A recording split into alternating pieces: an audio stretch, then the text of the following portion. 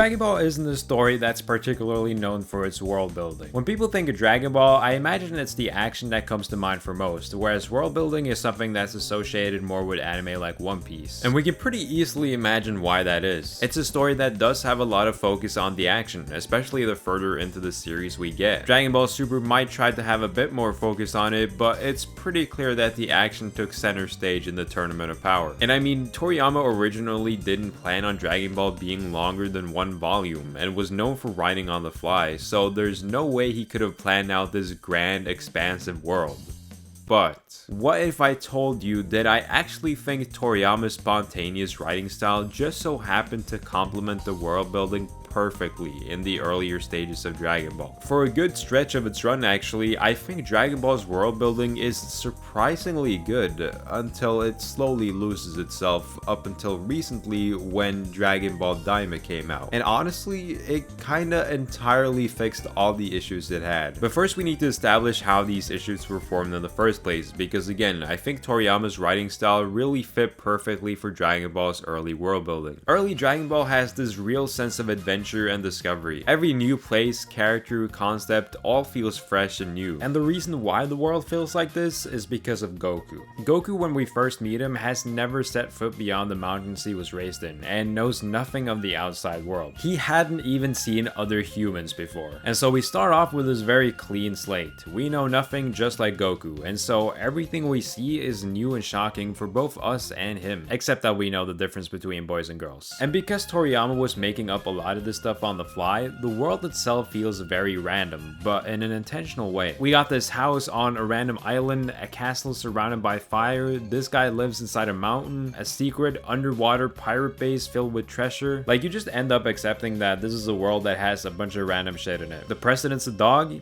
Yeah, that makes sense. The art style and the art design is super consistent and unique, especially with the buildings and vehicles, making it believable that all these areas come from the same world. There are hoi poi capsules that are used by everyone in the world, created by Bulma's dad, who's world famous. Martial arts is a big part of the culture, and skilled fighters like Master Roshi or the Crane Hermit are world famous, with the world tournament itself being a huge event that just grows and grows in popularity as the story goes on. There's just so much lore and secrets to this world that you've discovered that becomes all the more real when other characters reference them, like the Dragon Balls themselves. Even something as little as Oolong's ability to transform is explained when we meet Puar, and we learn that they both went to a specific school to learn it. We never go to the school, and it's never really mentioned again, but I love that this is just factually a thing that exists. My favorite world building element though is probably Korin's Tower. Design wise and idea wise, it's perfect. It was perfect. It's this ancient sacred tower that no one has been able to climb, but when we eventually do get to the top and train under the master that lives there, we come to learn that there's only one other person who has successfully climbed the tower before Goku, which was Master Roshi. This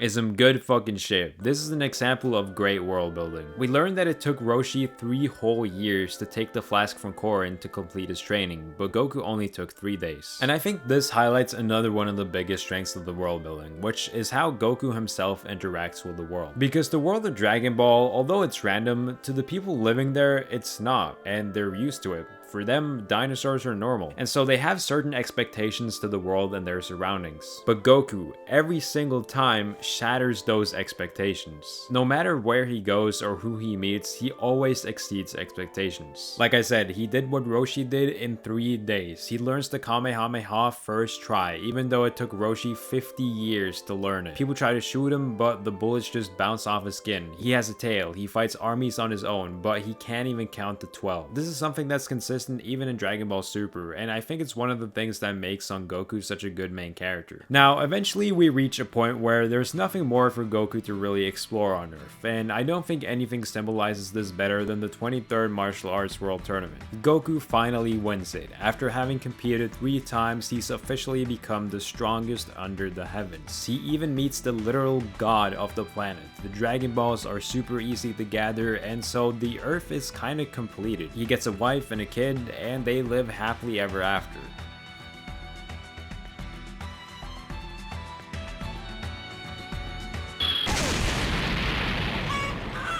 Holy crap, it's Sonic the Hedgehog! So Dragon Ball C's world building is very different. And not in a bad way at all, but there's definitely a bit of a change in approach here, and also where the lack of focus on the world building starts. There's obviously still a lot of it though, as we learn of Goku's origins and the other Saiyans. We even learn Piccolo's origins and his relationship with Kami and the other Namekians. If the last arc was the completion of Earth, this is sort of the end of the Earth. All the Earthlings do what they can to get stronger, like train with Kami. This is actually really clever, as it makes it so that Kami's training wasn't something that Goku was exclusively able to do, but something that others can still seek out and do as well. The same was done with Korin's Tower as well, when Krillin and the others trained with him before the tournament. These are real places in the world that any character can come back to as long as they're strong enough. But despite that, it's not enough. Earth's strongest warriors are no match for the Saiyans. The only one who finds success in beating the Saiyans is Goku, who left Earth. He died and went to the afterlife. And I gotta say, the other world, both in concept and execution, fucking slaps. We technically knew it existed because of Grandpa Gohan, so seeing a fully fleshed out version of it is dope, especially with Snake Way and King Kai. Snake Way is pretty similar to Korin's Tower in basically every way. Instead of climbing, you're running, and at the end you'll find some goofy looking dude. But one thing that I feel like is a bit of a missed opportunity is that Goku never falls down to hell. We go through the whole story without ever going to hell or seeing even how it looks like. I really do not like Dragon Ball GT, but one of the few praises I can give it is that it actually utilized hell. It's kind of weird that it was established just to never get used, but maybe the coolest shit in the arc is the moon. Something I didn't mention when talking about the earlier parts of the story is the way Jackie Chun just obliterated the moon. Now, if the moon was to disappear all of a sudden in real life, shit will get pretty crazy to say the least. So for it to happen in a story, you'd think that would cause some ramifications. And in Dragon Ball, while the Earth itself isn't particularly bothered by its lack of moon, there is still someone who is very affected.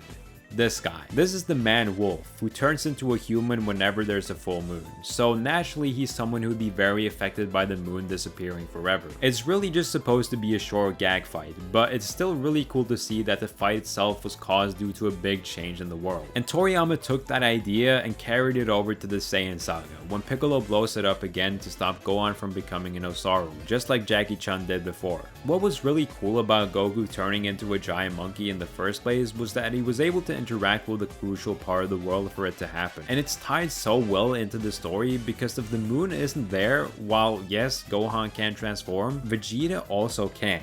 Now because Vegeta is just that guy apparently, he can just throw his energy ball as a substitute for the moon and can turn into a monkey. But because there's now a substitute moon, Gohan can also turn into a giant monkey. What makes this work especially well is that the moon is something we're all familiar with. It's not something that we need to be explained to us. But because we're in the world of Dragon Ball, where every character is extremely strong, they can destroy the moon, interacting with it in ways most stories can't. But aside from that, this arc obviously focuses heavily on the action, just like the last arc did, and this is a trend that will follow the rest of the for the most part. However, the Namek Saga actually does some genius world building on a level that I wish Dragon Ball Super would. One of my criticisms for the later stages and installments of Dragon Ball are the Dragon Balls themselves. Before, they were integral to the story, they were something that made the story work. But as it got easier to gather them, I felt like they slowly turned into a convenient plot device that just kind of removed all stakes and tension by bringing people back from the dead, making people stronger, or just anything they want. I feel like Dragon Ball isn't really a fitting title for Dragon Ball Super, as it's more focused on just Goku and Vegeta, whereas the Dragon Balls are just a thing in the background. But the Namek arc solves this issue in a perfect way, because if Piccolo hadn't died in the battle against the Saiyans, getting the Dragon Balls and just wishing the people who died back would have been way too easy. Gathering the Dragon Balls takes like a day maximum. Again, Earth is kind of completed, so what do? Well, you move on to the next planet. We've already uncovered the origins of the Dragon Balls and lost our own, so we go to where we can find the original ones, and there we find a whole new type of nature, people, and conflict. The story has so far shifted to one that is a lot more action heavy, but it still manages to revolve around the Dragon Balls by integrating the action and the search for them. Every time our heroes want a Dragon Ball, they have to fight or sneak around strong opponents, and the opponents they do have to face are really cool. I don't know, I just love the Frieza Force, the way we have all these different officers with various strengths from Sarban and the Doria to the Ginyu Force. It's very similar to the Red Ribbon Army. The Scouters are also a great mechanic that seamlessly blends into the story, action, and world. And it's also here where we get to see Goku utilize the concept of training with higher gravity. This is something that was established in the Saiyan Saga when Goku trained under King Kai, and it's a really clever addition because it's something that totally makes sense for a character in Dragon Ball to have to deal with, especially when we start leaving Earth and dealing with aliens. And just like the way the Sea Fighters trained with Korin and Kami, they also train with King Kai. Again, this is great because it makes the world feel more realistic, as it utilizes established characters and places more than once. The only issue is that this time they don't get to show off the results of their training, only Piccolo does. Wouldn't it be so cool if Tenshinhan just like went to Namek? Anyway, Piccolo gets to go to his people's homeland and meets with another Namekian that he fuses with. Since Piccolo is alive, Kami also comes back to life, allowing them to use the Earth Dragon Balls to wish back all the dead Namekians, including Grand Elder Guru, which makes the Namekian Dragon Balls activate again. Really good stuff. Now again, there were multiple times where Toriyama wanted to end Dragon Ball, and this was one of them. And you can kinda tell by looking at the Cell Saga, because a lot of it comes out of nowhere. I really like Frieza coming back with his dad, as it expands on Frieza's history and family. And Trunks showing up, giving us the whole backstory to his timeline is great. We've completed Earth, Namek, the afterlife, and now we need to tackle the future. I came back from the future, and Frieza was waiting for me. He does come a little out of nowhere, but considering it's a time travel story, I have no idea how you'd even foreshadow that. What really comes out of nowhere though is Dr. Gero and the androids. What I like about this is that it ties back to Goku obliterating the Red Ribbon Army, and I guess kind of gives it a consequence of sorts, but I still think this suffers a little bit from never being foreshadowed. There's also the time chamber, which is awesome, but again, was never mentioned before, like, ever. What I thought worked really well though was Piccolo and Kami becoming one, as it delivers on something that has been set up for a while, and because that happens, the Dragon Balls are gone, meaning we need to go back to Namek to find another Namekian who can make Dragon Balls for them. This shows us that Namek wasn't just this one-time thing, it's a real place that exists in the Dragon Ball world. And you know, that's kinda it. There's not really any more world building in this arc. I mean, there's a lot of mystery surrounding Cell and his origins and the way he actually comes from a completely different timeline, and that Cell is actually the reason why our main timeline and Trunks' timeline exists in the first place. When you actually look up how these timelines are connected, it actually gets really interesting and intricate, but not a lot of that information is given in the manga, and most of the focus is on the fight against Cell. So far, I'd say this is the arc that has had the worst world building and the least focus on it. And originally, I assumed that the Buu Saga would be the one that was the worst in this department. And while I do still have some problems with it, there was actually a lot of good world building that I forgot to take into account. Like for example, the beginning of this arc does this incredibly well. I mentioned before how fun it was to see Goku interact with the world around him, but at a certain point there was nothing really new to see. But then we get Gohan as the new main character.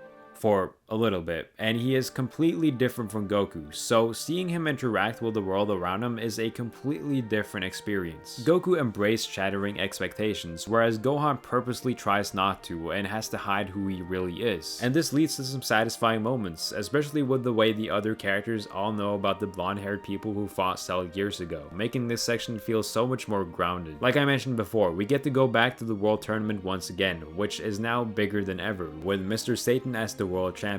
This is so cool because before, the World Tournament got more popular because of Goku and the others, whereas now, nobody remembers them and Mr. Satan is the main attraction instead. Goku saved the world once, but is now only a shadow of the past, as he hasn't really interacted much with Earth since he found out he was a Saiyan. I mean, he's been dead for the past 7 years, and it's been peace on Earth, so it makes sense that people have forgotten him. And there is one character who serves as a great commentary on the way it's changed, and that is of course none other than the announcer.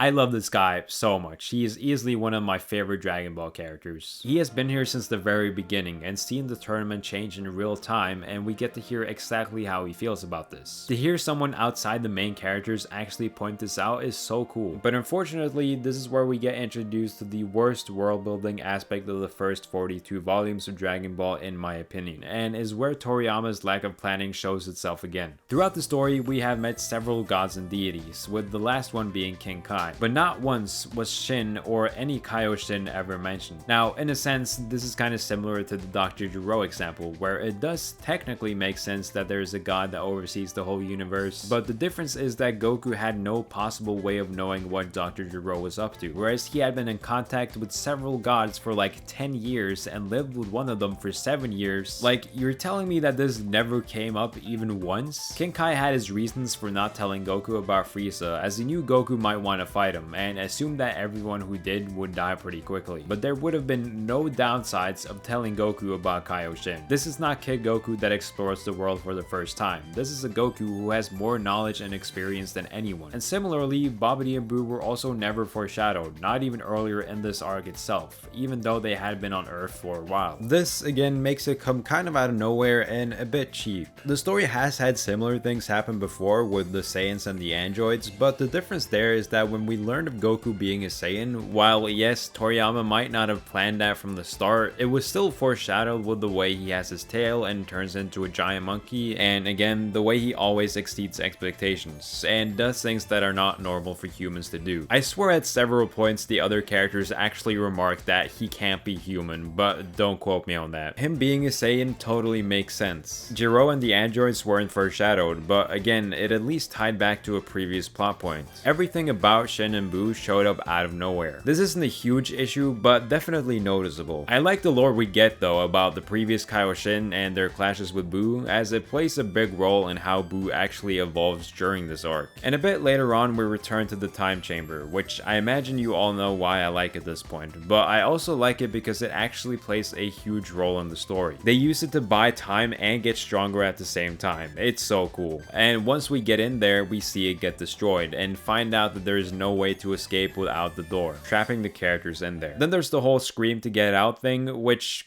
comes out of thin air, but overall I love the use of the time chamber and the Buu saga. Now, there's really not a lot to say about the world building for the rest of the arc because there isn't really that much of it, and the little there is I just don't have a lot to say about. Like, we get to see the Kai's world and it's like completely empty aside from the sword with the old Kai sealed in it. There's also the Patara earrings introduced out of nowhere, kind of whack, but I love Vegeta coming back via Baba. I forgot to mention, but this is the second time it happens in this arc. The first time was when Goku came back for a day. This is something that we know have been possible for so long, so it's pretty dope to see it get utilized. And again, at this point we're mostly just focusing on the action with the fighting against Buu. But there is one thing at the end of this arc that showcases possibly the best piece of world building in all of Dragon Ball, and a lot of you will probably be surprised when I say what it is. This arc has made it pretty clear just how differently the characters interact with the world around them, specifically Earth, and how much it has changed over the course of the story, and nothing makes that clearer than Goku's final Spirit Bomb. It feels kind of weird to say that Goku's Spirit Bomb against Kid Buu has some of Dragon Ball's best world building ever, but let me explain. First of all, the Spirit Bomb is a genius idea in the first place, because as Vegeta says, let the Earthlings save themselves for once. Goku and the others has saved the world so many times at this point, but this time they allow the world to save itself. I mean, you gotta agree that's pretty genius. And the thing about the Spirit Bomb is that it's an attack that can only exist by interacting with the world. It takes the energy from the life of whatever planet they're on. When they were on Namek, there was almost no life left, as all the Namekians were dead, and so there was only the energy from the trees and nature, plus some of the surrounding planets, so the Spirit Bomb couldn't be as big as it needed to be. So if the world was gonna save itself,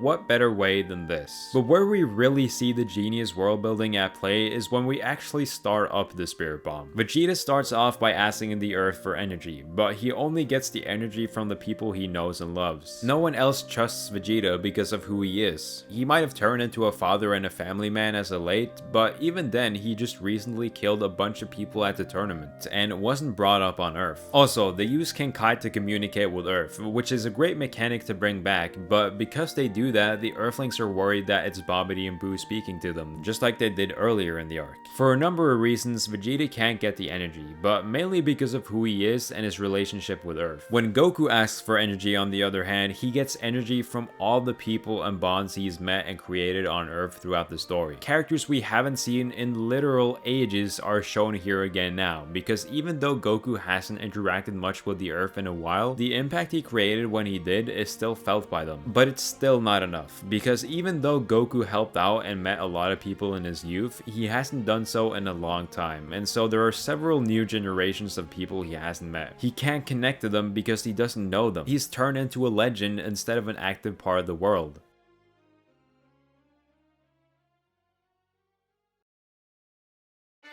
What's wrong with you ingrates? Can't you lend us a hand? And that's when Mr. Satan steps in. Mr. Satan, even though he's a fraud, he's still a man of the people. Dude, if that was not the champ, I will eat the hat I am wearing. Everyone knows and loves him, and he's able to secure all the energy. Look at how differently the world reacted to these three characters. I mean, this literally couldn't be more perfect.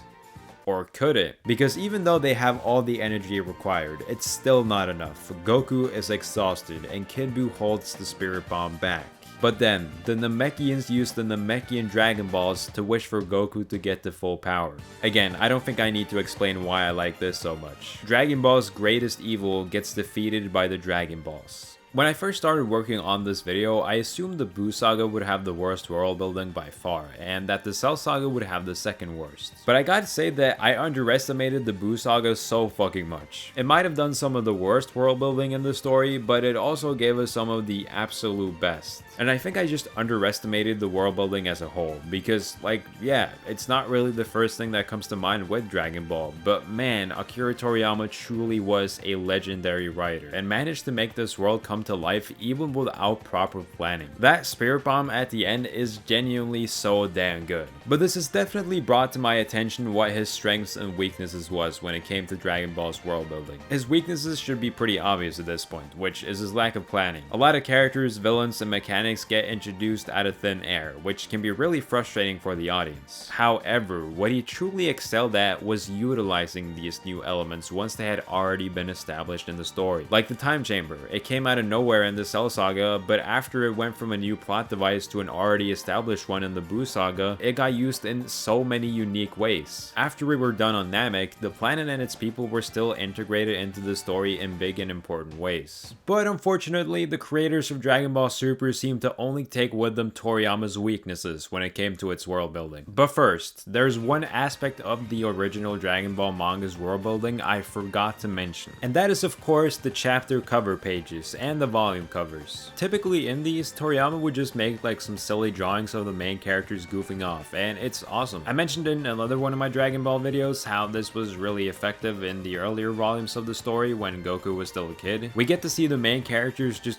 chilling, vibing, or driving some sick car or vehicle. I actually think this does a lot for the world building. So, just to show my appreciation for them even further, we're doing the Dragon Ball volume cover tier list. And yeah, I'm not ranking the chapter cover pages as well, because that would take all day. Now, I'm not going to be ranking these based off of world building, just how much I like them, starting with number 1. And you know, I gotta say, this one is iconic. And I also don't think anything encapsulates the vibe of early Dragon Ball better than this photo right here. And the second one, it's alright. I do like the third one though, because bro is just chilling. Like, that deadass just looks like Master Roshi telling Goku to pose in front of the world tournament so he could take a picture of him. So you know, I'm gonna put it in A. This one, kind of meh. He looks kind of goofy. I'm not the biggest fan of this one either. Like, why is the bike so small? This one's better though. I'm gonna put this in B. This also pretty well fits the vibe of early Dragon Ball, so I guess I'll put it in B. Okay, the car here looks sick. Oolong got a fucking revolver. Like,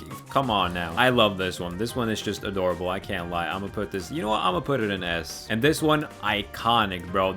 Come on, bro. Look at Bulma, bro. This is iconic. And this is just like the boys on vacation. You know, I'm gonna put this in A. Goku just post the fuck up. Yeah, you know what? I'm gonna give you an S. Motorcycle Goku, I mean it's alright. This kind of a vibe. You know, I'm gonna put this in B too. This one's also pretty solid. I do fuck with this one very heavily though. Like, who gave Goku all that drip, bro? Niggas the fucking drip, man. Solid A, I'd say. I like this one, but I also don't like how Piccolo is just staring into my soul. So I'm gonna put this in B. Really like the colors on this one. That's pretty solid. I'm gonna put that at A. This car is just so fucking fire, man. Like, look at the drip. Like, this one just has everything. I'm gonna put this one in S. Really love the blue colors here. It really works well with Goku's outfit and, you know, even his just skin color. So I'm gonna put this one in S. And this one, man, I do love the colors and style on this. Like, none of the other volumes covers has this type of style. You know, I'm gonna put this in S. Goku on the Nimbus, I don't know why the Nimbus is so big, but you know, it's fire, man. It even got the dragon. Come on, bro. Now, come on. Have you ever seen Master Roshi this dripped up, bro? We gotta put that in S. And I love just seeing all the Sea Fighters together. And something about Trunks having like pink, red hair is pretty cool. I'm gonna put that one in S too. This one is solid, but you know, I feel like Android 18 and 17, you know, if they were gonna be on the cover, like, I don't know, I feel like this doesn't quite show off like how much these two were just vibing out while they were just murdering people and destroying cities. So I'm gonna put this one in B. This one is like really wholesome. I gotta put this one in, I don't know, I guess A. Goku on this fire bike, I'm gonna put that in, I'm gonna put it in A. Goku saying goodbye, you know, I like the idea, but maybe Goku could have used like a little bit more sauce here. So I guess I'm gonna put it in B. This one is really wholesome. I'm gonna put this one in S. This one is fine. I guess, I don't know, I'm gonna put it in B. This is maybe one of my favorite, bro. I cannot believe we were robbed of Goten being the main character, man. We were robbed of this. Majin Buu, okay, this one kind of funny to be fair. You know what, I'm gonna put it in S. I do love this one, just all the freaking characters from the Buu saga here. I'm gonna put this one in S. And the last one is iconic, I'm gonna put it in S. So yeah, that is my Dragon Ball volume cover tier list. I hope you guys enjoyed. I know we were all very curious. And now it's time for Dragon Ball Super, because while I think there were a few issues that the original gradually started getting, Dragon Ball Super takes all of those issues and amplifies them. Now, a lot of you might be surprised to hear this, because Super does have a lot of world building. It introduces so many gods and universes, so why isn't that good world building? Well, here's the thing. To me, more world building does not equal good world building. I mentioned before that One Piece is something more famous for its world building because of how much of it has, and it's true, One Piece's world building is pretty fucking peak. But in the later stages of the story, the world building, okay, it's definitely not bad at all, but in my opinion, it's gotten noticeably worse for sure. And part of the reason for that is because it has a lot more than it used to have. The purpose of world building in the first place is to give the characters, story, and themes a stage to stand on. But the world building itself is not the story and can never replace the story. As we get introduced to more and more characters later on in the story, while that does make the setting exist and feel more real, if those characters don't actually have anything to do in the story, their existence is pointless. If we get a ton of exposition delivered to us about the origins of a town or a special location, but that location never gets utilized in the story, that exposition is pointless and takes away from the story. Like, let's say we go to a new island and we meet this dude called Borp Dragons, and we learn that he's lived on this island for 10 years and works as a plumber. This character never does anything in the story at all, and he never shows up again after this. That would be bad world building. I think this is what makes people underestimate Dragon Ball's world building, because it doesn't have this super expansive lore for every single object, character, and town like something like One Piece does. But the reality is that the things in Dragon Ball's world that gets expanded on are specifically things that affect the story. It's simple, but that's not a bad thing at all. It being simple is what makes it so genius, because you don't notice it. There's action, story, and world building all at the same time. Less is more, and so it doesn't introduce 1,000 different cities and characters, because why would it need to? So the conclusion is Dragon Ball Super sucks. Okay, I'm gonna go into detail a little more, but it's going to be very difficult for me to bring up every aspect of Dragon Ball Super's world building, because the amount of changes and addition the show does is off the charts. I have never seen a story be so confidently wrong in almost everything it does at every turn. So to make it easier, I'm just gonna mention the main points and not go as in detail as I did with the original manga. Also, I will only be talking about the anime here, not the manga. So, first of all, Super starts off by introducing two major new additions to the world. I'll start with Beerus and Whis. My issue with this is pretty similar to my issue with Shin, but it's even worse here. Again, we know the literal guardian of the universe and several gods, but at no point did we hear about a god of destruction. Vegeta actually knew about Beerus, but just never mentioned him. Again, I shouldn't need to explain why this is kind of whack. You would think that Vegeta would bring it up at least once, but no. It's unsatisfying because not only had he never been foreshadowed, but also because we thought we knew everything about how the universe worked, only to find out we didn't know the first thing about it. But what I think is one of the worst decisions made in all of Dragon Ball Super is when it's explained to us that Beerus and Shin's lives are linked together. Why? Genuinely, why was this introduced? This is world building. We are learning more about how the gods work, but why? This never ever plays a role in the story. Shin's life is literally never in danger. Like, the story would have been the exact same if they hadn't revealed this information to us. I mean, dude, Shin literally goes to the battlefield. Like, he doesn't give a fuck. Shin's never even a part of the story at all. This is world building just for the sake of having world building, which makes it bad in my opinion. But what makes it like particularly bad is that Shin was risking both his and Beerus's lives while fighting Buu, and also just offers up Beerus' life at the end in order to get Goku back to life. Why did he fuse with Kibito? Did he know that wouldn't kill Beerus? Shin didn't even know that the Potara earrings had the ability to fuse. What about Olkai? What god of destruction was his life linked to? This whole time, Beerus could have just taken out Majin Buu, and they try to explain it away by saying, oh,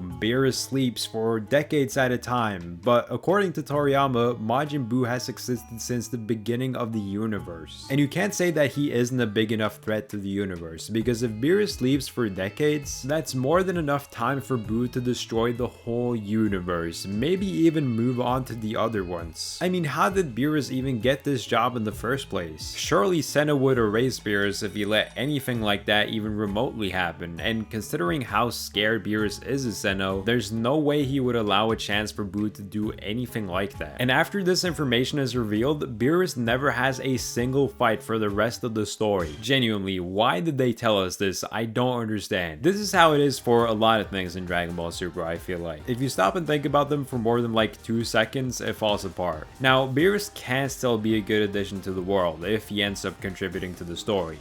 And, you know, we'll come back to that actually, because we also have Super Saiyan God introduced. A transformation that literally no one had ever heard about, not even Vegeta or Frieza. Oh, wait, Frieza did actually know about it in the Dragon Ball Minus manga, even though it was specifically the regular Super Saiyan he was afraid of, even though it's like hundreds of times weaker than Super Saiyan God. But a little bit after this is where all hell breaks loose, as we get introduced to all the universes and gods. Now, remember what I said about new additions to the world needing to play a role in the story? Yeah, so about that. I mean, we can first off continue with Beerus and Whis, because while I love their inclusion in Battle of Gods, after that point, they do not do jack shit. The only times is when Whis rewinds time against Frieza and when Beerus Hakai Samasu, but that's such small inclusions considering how long Dragon Ball Super is so far. Like, I remember after watching Battle of Gods for the first time, being like a little ass kid, imagining what was going to happen with them in the future. Is Beerus gonna die at some point? Will we ever see Whis fight seriously? No. We'd never get that. And yeah, sure, Super is still an ongoing story, but it has also been an ongoing story for 10 years. But this gets to its absolute worst when we get to the Tournament of Power, where we get introduced to 87 new characters. Now, you can take your guess as to whether or not all of these characters were able to contribute to the story or not. You see this guy? Do you even know who he is? No, you don't. His name might as well be Borb Dragons. What even is this? I get showing all the gods of destructions, but why do we need to get introduced to all the Kaioshins as well? And I fucking hate the Grand Priest. Fuck this little piece of shit. Remember when everyone thought he was gonna be evil? Part of the reason for that was probably because of his devious ass smile, but another big reason was probably because it's expected of him to do something in the story. I mean, he's a new character that's been introduced, and we've established that he's like super important, so yeah, you'd think he'd have some role to play in the story, like overthrowing Zeno or literally anything. But no, he's just there to look weirdly evil, and that's it. And speaking of Zeno, he is just the strangest and most puzzling inclusion of a character Dragon Ball has ever had, and probably my least favorite. This is a bit of a tangent, but isn't it kind of strange that this like godchild that will kill quadrillions of people if he feels like it makes the main characters dance for him, and if they refuse he'll kill them and like bajillions of people? And this is supposed to be like funny? Like, they play this off for laughs. In a sense, he reinforces the idea Master Roshi taught Goku and Krillin way back, that there's always someone stronger than you, so you should never get complacent or overconfident, so keep training instead. But that's not really accurate, because there is no way for Goku to ever beat Senno or get to his level. Senno is untouchable. His powers don't even come from skill or training. It's pure innate raw power. Goku beating him isn't even an idea that's hinted at even a little bit. So the message ends up being something more like, no matter how much you work, you'll never be the strongest. Now you might be thinking, aren't these the exact same? Well, while they appear similar, they do convey pretty different things. There will always be someone stronger than you means that no matter how strong you are, other people are working hard and can surpass you, meaning you need to keep training and not grow complacent. Whereas you will never be the strongest feels more like there's no point in even trying in the first place, because again, you'll never be the best, so why even bother? Even though this person you will never beat is more than willing to murder you and everyone you love. It goes from hard work pays off to accepting your limits. Okay, that was a bit of a tangent, but I feel like it was important seeing how crucial of an addition Senno actually is to the world and how much impact he has. I suppose I can't necessarily say he's been underutilized though, as he did put an end to the Goku Black arc and is the reason for why the final arc even happens. So I might not like how he gets utilized, but hey, at least he does something. What I will say is that the scale and the way the world expands feels really jarring. Like, we go from slowly meeting people and enemies higher up the chain in the original, but once Super starts, it's just like, boom, okay, here's this guy's sister, there's this guy and the future version of this guy who can both destroy 12 universes at the same time with their little finger, a bunch of Saiyans from a different universe. Like, I feel like it moves way too quick, and the new things that do get introduced never play a big role in the story. Like, wouldn't it be cool if we got like a whole arc where Goku and Vegeta went to Universe 6's Saiyan planet and got to explore what it's like there? After what we experienced in the Tournament of Power though, that doesn't really seem interesting anymore. It's kind of beneath us, especially because Goku and Vegeta are so much stronger than everyone there that it's not even funny. Surprisingly, the arc that I can give the most noteworthy praises to in this department is the worst arc in Dragon Ball Super, aka the Goku Black arc. Now, they completely break the time travel rules and it makes absolutely no sense, but hey, at least they brought it back, and I feel like Trunks' timeline is pretty accurate considering the circumstances, and Yajirobe was a pretty smart inclusion as well. In the original, I always felt like we were kind of missing information about what happened to like other characters like Master Roshi and stuff, so seeing Yajirobe here is pretty cool, and them using the old time machine that Cell came to Earth with is an incredible callback. I also love that we get to see how Trunks dealt with Majin Buu, because yeah, that is the thing that he would totally have to deal with as well. I wouldn't have been surprised if Super just completely ignored this, but they didn't, and that's pretty dope. The introduction of Zamasu and Gowasu is a good idea, but I guess a bit weird that we don't see any of the other Kaioshin from their universe. But I will say that seeing Gowasu again in the Tournament of Power is pretty rewarding, and GodTube is pretty funny and stuff, I guess. And the end of the arc also has the Spirit Bomb. And for some reason they decided one Senno wasn't enough, so now there's two. What does this add to the story? What does it change? Nothing.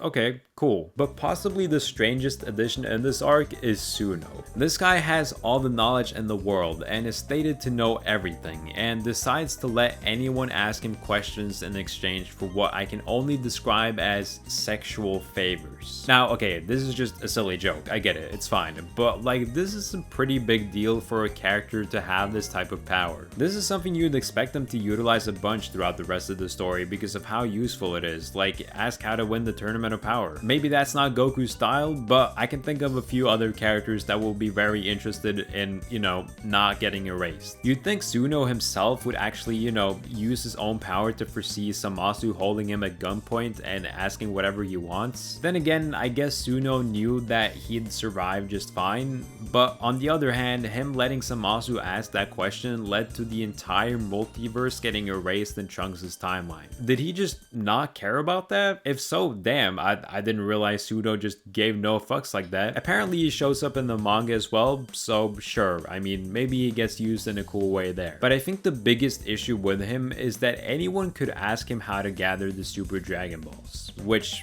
yeah, I forgot to mention, Dragon Ball Super introduces the Super Dragon Balls. I really don't like the Super Dragon Balls. And the main reason for that is that they have almost no reason to exist. The whole reason Dende became Earth's god was to combine the Earth's and Namek's Dragon Balls and get rid of their respective restrictions. Now we have Dragon Balls that can literally do anything. So why do we need another set? Okay, the Earth Dragon Balls technically still have two restrictions, which is 1, they can't increase the person's power higher than their current maximum potential, and 2, they can't revive a group of people that's been dead for over a year. So they can revive one person that's been dead for a year, but not multiple at the same time. And they can't grant a wish on a person if the person refuses it. So you think that if another set of Dragon Balls gets introduced, it's because they need to perform a wish that the Earth Dragon Balls can't, right? Well, let's take a look at all the wishes made by the Super Dragon Balls. First of all, Shampoo wants to use them to wish his Universe 6 Earth back, so Beerus does it at the end of the tournament. But why did he use the Super Dragon Balls? We have seen the regular Dragon Balls restore planets twice. Maybe the Earth Dragon Balls can't perform wishes in other universes, but even then, Shampoo confirms that there is a Namek in his universe and reveals that they have Dragon Balls. Why don't you just use them? Is it because he wouldn't be able to wish back the living people there? Well, I have no idea because the show never tells me. Shampoo just says, well, mine are better. And that's the end of it.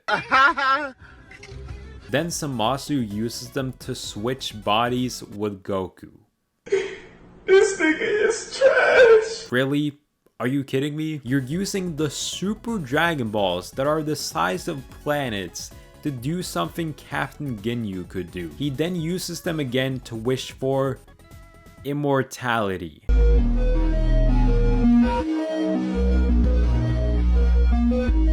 This is something that not only has basically been done before, but several characters have attempted to do this with the Namekian Dragon Balls. We don't need the Super Dragon Balls. Again, more world building does not equal good world building. And also, why are they so big?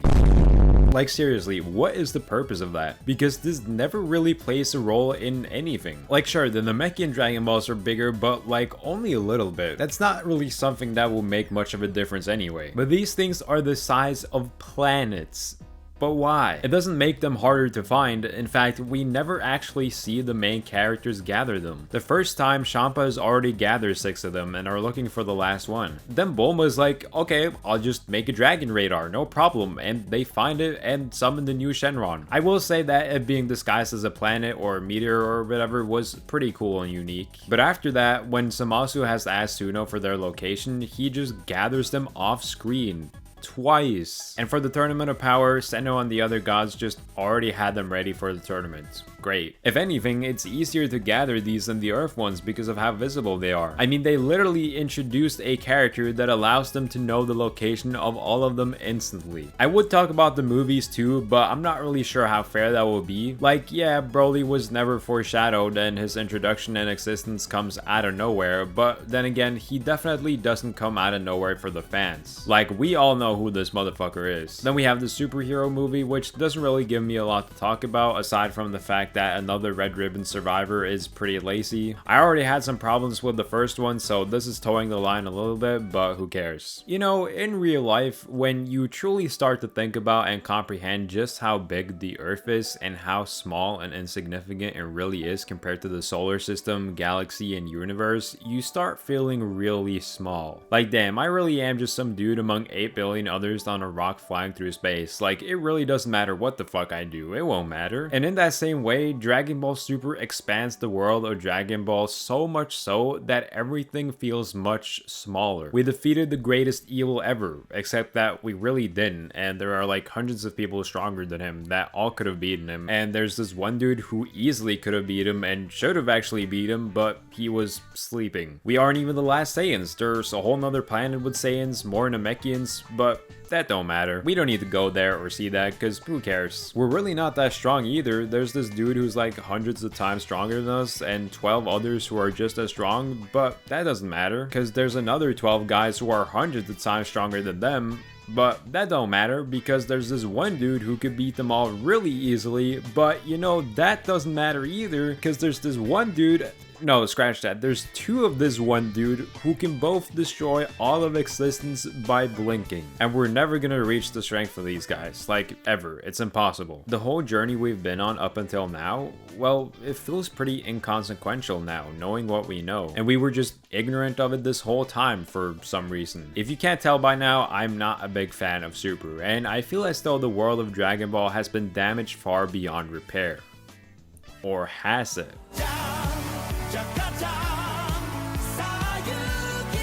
What if I told you that Dragon Ball Daima takes all the world building problems of not only Dragon Ball Super, but also the original manga and fixes them? Remember how I said the Dragon Balls were too hard to gather? It would seem that Dragon Balls are relatively easy to gather on Earth. The show literally acknowledges this immediately and introduces a new set of Dragon Balls to fix it, and they gather them through action, just like they did on Namek, a style much more suited for the current state of Dragon Ball. Literally, the first frame of this show already shows us a perfect direction to take the story: the Demon Realm. The Demon Realm is not something new that was introduced just for this show. We've known about it for like 35 years. There's obviously Demon King Piccolo, which later got retconned, but then we have the Bura, the actual Demon King. The realm itself isn't ever directly confirmed to exist, but the Bura's existence makes it pretty obvious. And considering Daima takes place right after the arc that dealt with all these demons or Majin characters, the natural progression for a sequel to that arc would be to explore the Demon Realm. It's like this show was specifically made for me. The new additions to the world actually play a role in the story. Things happen and are introduced for a reason. It's genuinely so good. But of course, I wouldn't say it's perfect. There are definitely some issues I have with Daima's world building, just like I have with the rest of the franchise. But honestly, Daima has so much stuff in it that it would be kind of overkill to talk about all of that here, so I'll save that for when I do my full review of Dragon Ball Daima. So make sure to subscribe so you don't miss that, and check out this video to find out just what I look for in new Dragon Ball content.